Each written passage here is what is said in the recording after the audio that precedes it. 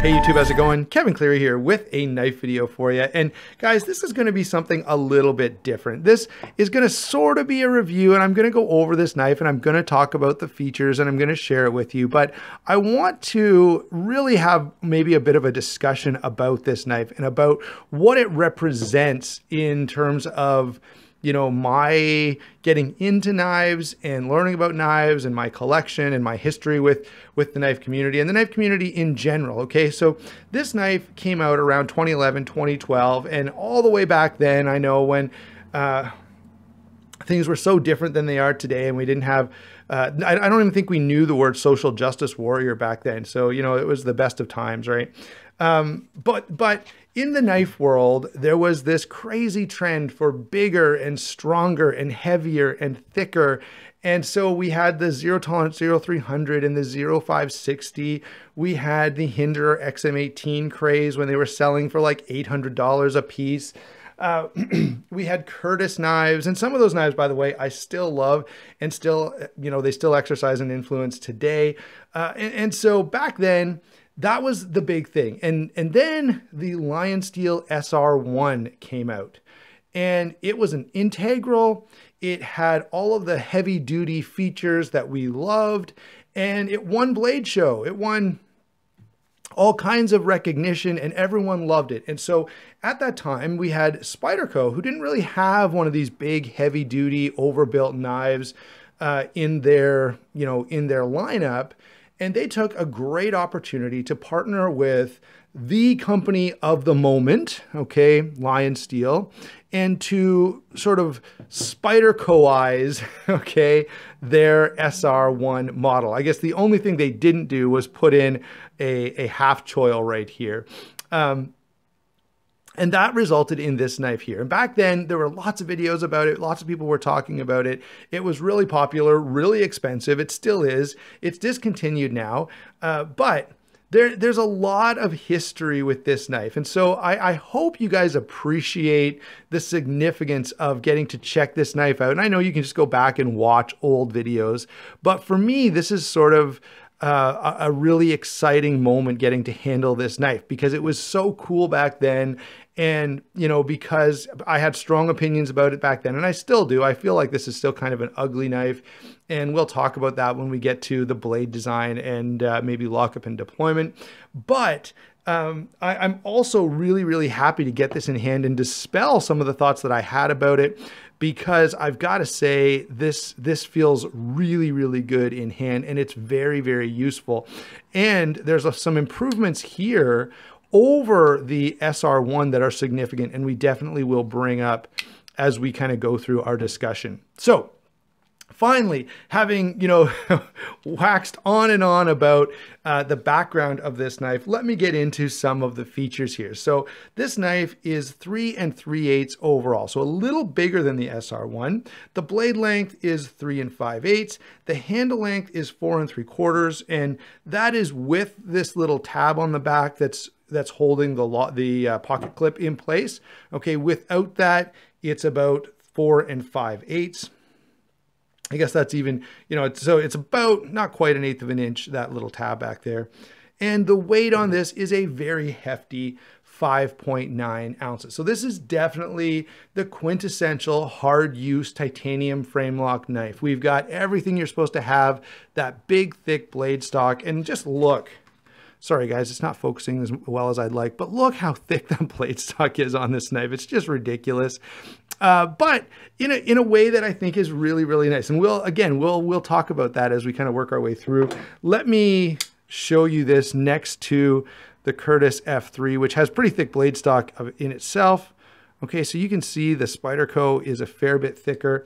One other big hefty knife that I'll bring in is the Formax. And so in order to get blade stock of the same size here, we have to go all the way up to the cold steel Formax. Now, one thing this shares in common with the Formax is that this high flat grind actually cuts pretty well. I cut up some apples with it purposely because normally a blade like this will just not slice very well.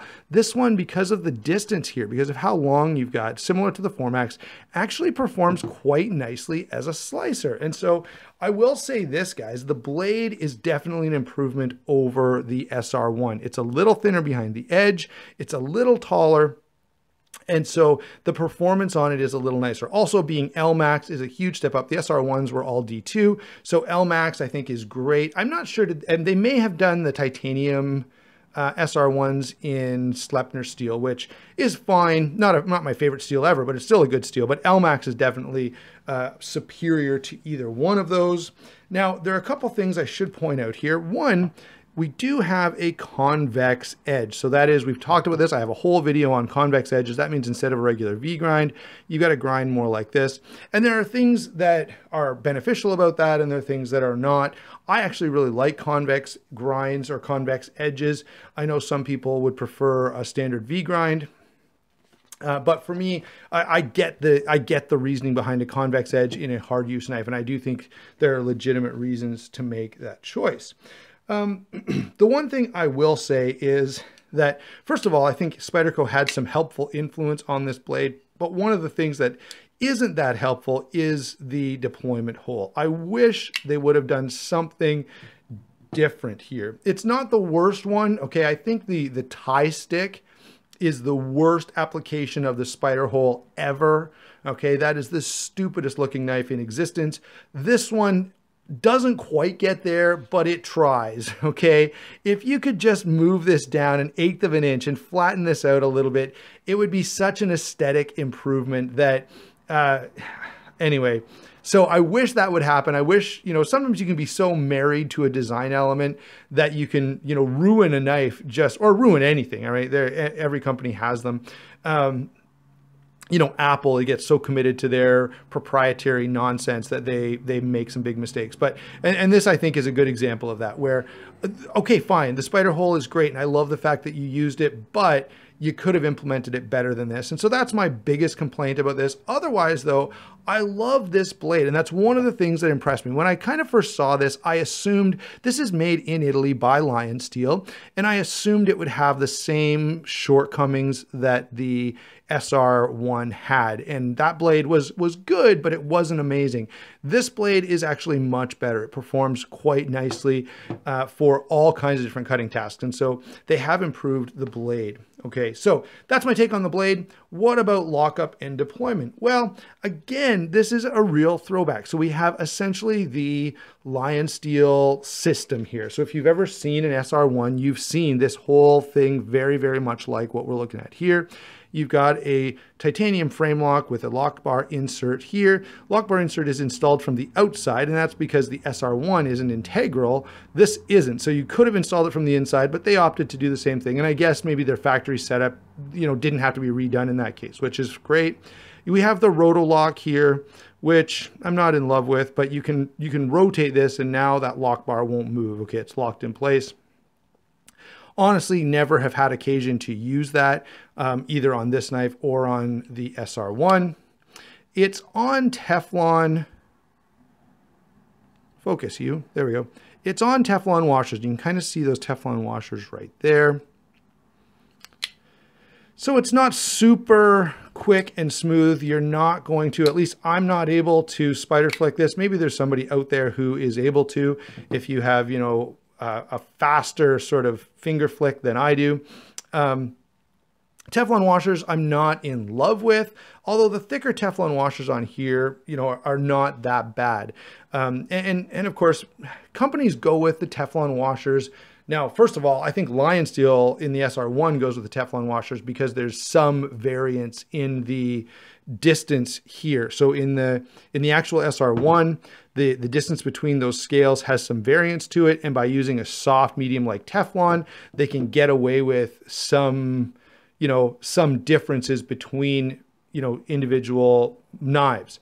Now here, you didn't need to do that because you have two separate scales, which gives you a lot more control over what's actually happening there, but they went with it anyway.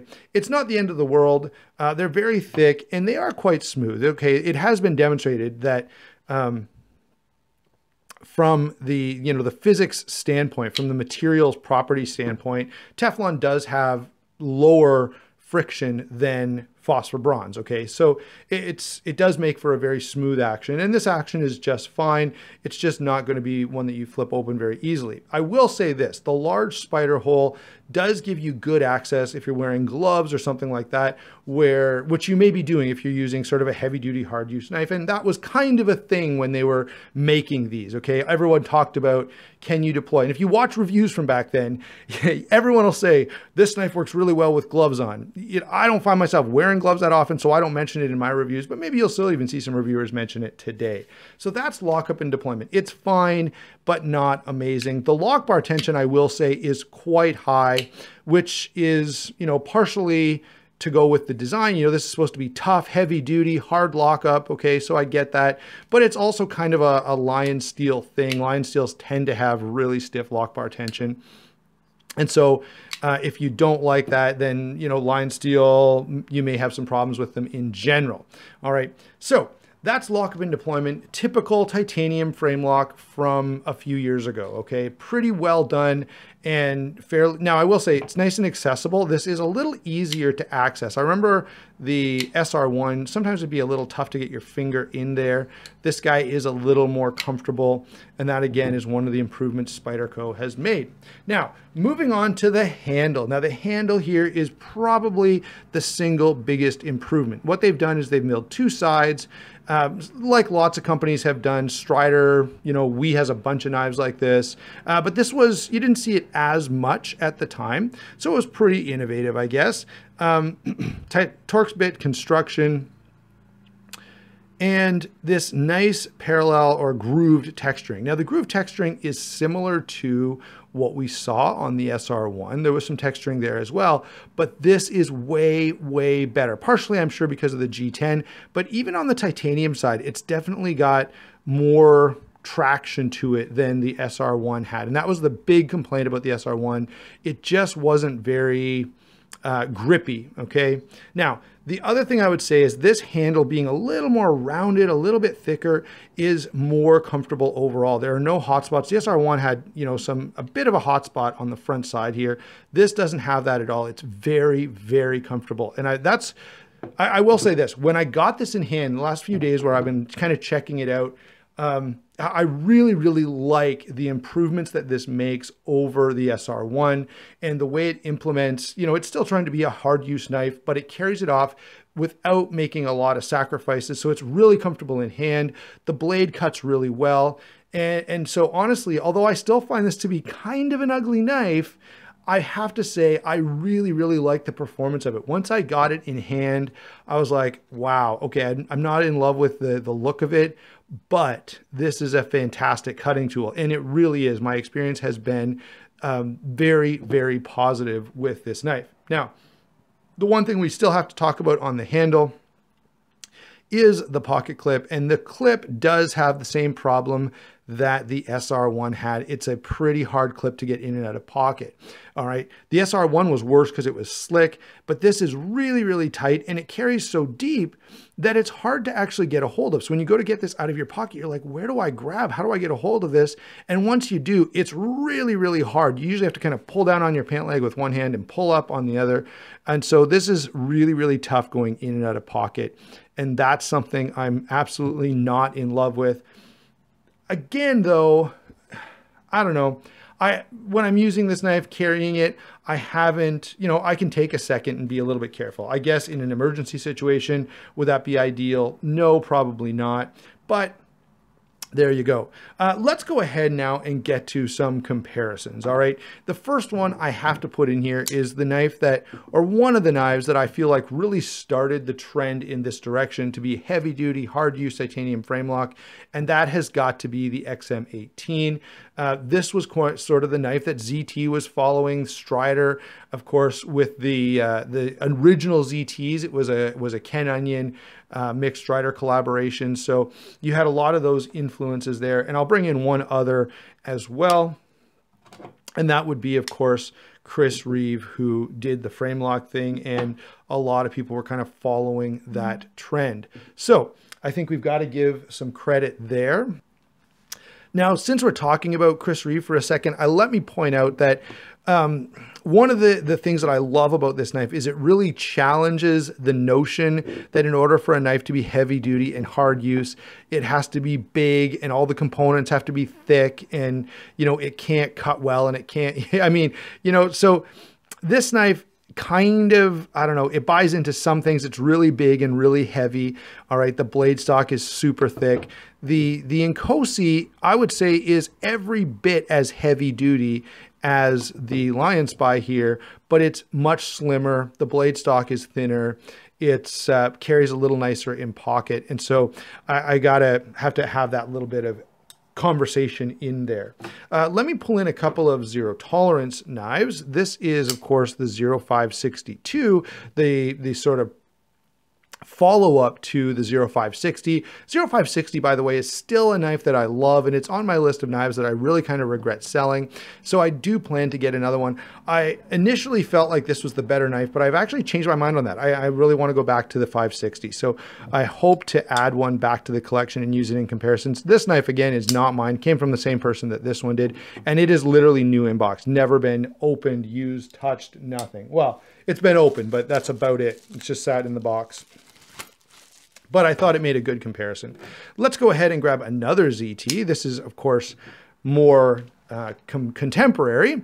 And this is interesting. I think this is a really cool comparison, guys, because it shows the transition that the industry has made, and certainly ZT has made. If I was showing you, you know, ZTs from the time that this was popular, these would be very similar in size, similar in construction, similar in weight, but instead we have a much slimmer knife now when we compare these two. And I think that's an interesting change that's happened over time. Maybe, you know, Chris Reeve has sort of had his what would you say, his influence. Let me throw in a couple of knives that we're used to seeing here on the channel. There is the Rat Model 1. There is the Para 2. So you can get a sense for sort of how big this knife is. It's not a crazy, massive, large knife, but it certainly has that feel because everything, all of its components are heavy duty and thick and stocky.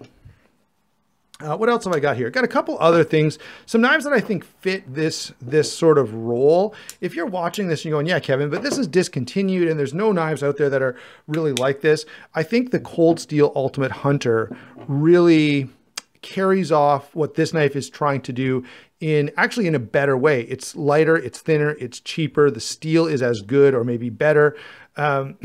Very comfortable in hand, very heavy duty, very hard use, and yet you're not carrying this giant brick around with you. By the way, it's also very comfortable in hand, just like this one, and slices very well, just like this one. So this is kind of an interesting comparison as well, I would think.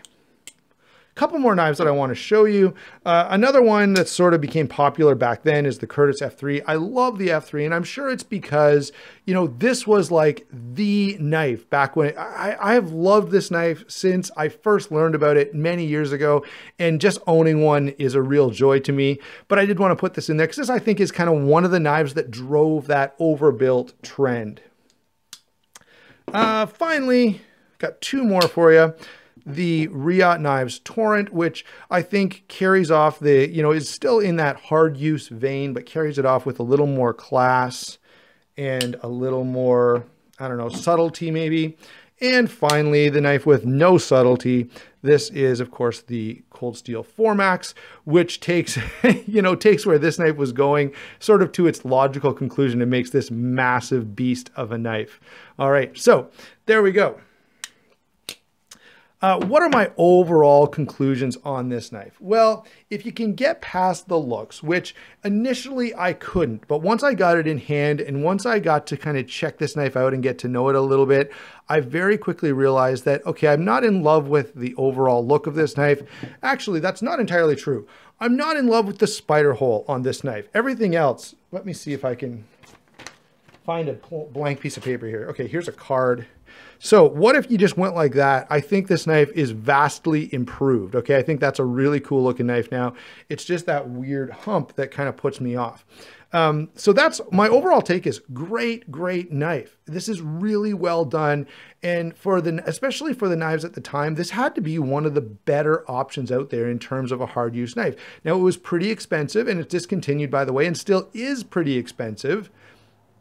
But I think that I would not criticize someone who was willing to spend the money for this knife because I think it's actually that good. So there you go, guys. That's my overall take on this knife. Thanks for watching. Thanks for listening and taking this sort of walk down memory lane with me. Don't forget to like and subscribe, and we will talk to you soon.